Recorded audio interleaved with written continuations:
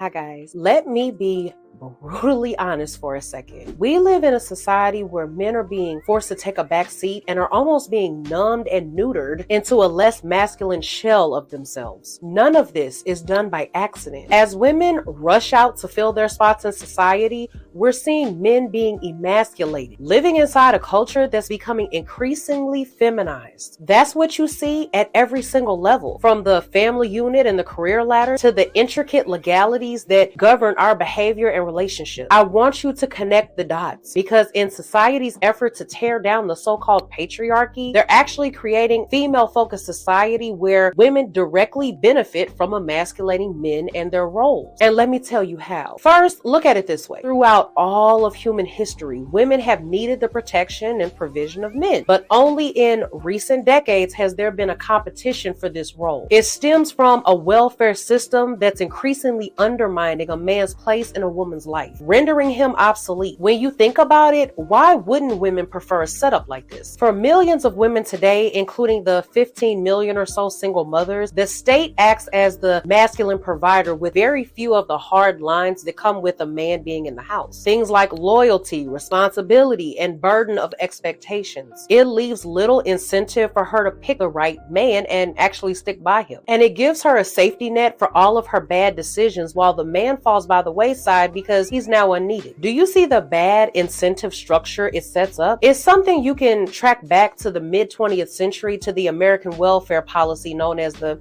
man in the house laws. It was a straightforward measure used by the government to determine who morally qualified for welfare benefits. The question was, is there a man in the house who can provide financially? As you can imagine, the men in impoverished and desperate households faced one of the most humiliating choices ever. Find a way to make ends meet no matter what, or split from their own families so they qualify for government welfare benefits. Men had to make the hard decision to leave their homes and families so the government could then step in and provide. I can't imagine how emasculating that must have been for the man. Being disposed of from their natural role as men and letting a government then step in and provide for their family instead. Imagine how hard it was for the man to almost act like that he didn't even exist. All while their women still had a solid provider in the form of a government check. You'll rarely hear about this in today's feminist reading of history, but the laws show us how women benefited from gender stereotypes because they themselves were not expected to be the providers. But stealing a man's masculinity for benefit goes even further than taking away his ability to provide. In the United States today, tens of billions of dollars flow in the form of child support payments, and 85% of that go from the fathers to the children's mother. Ironically, the legal obligation for child support, coupled with the strict custody and visitation rights, effectively reduce men to being just financial providers and nothing more. Think about the blow to these men's self-esteem and masculinity, realizing that their money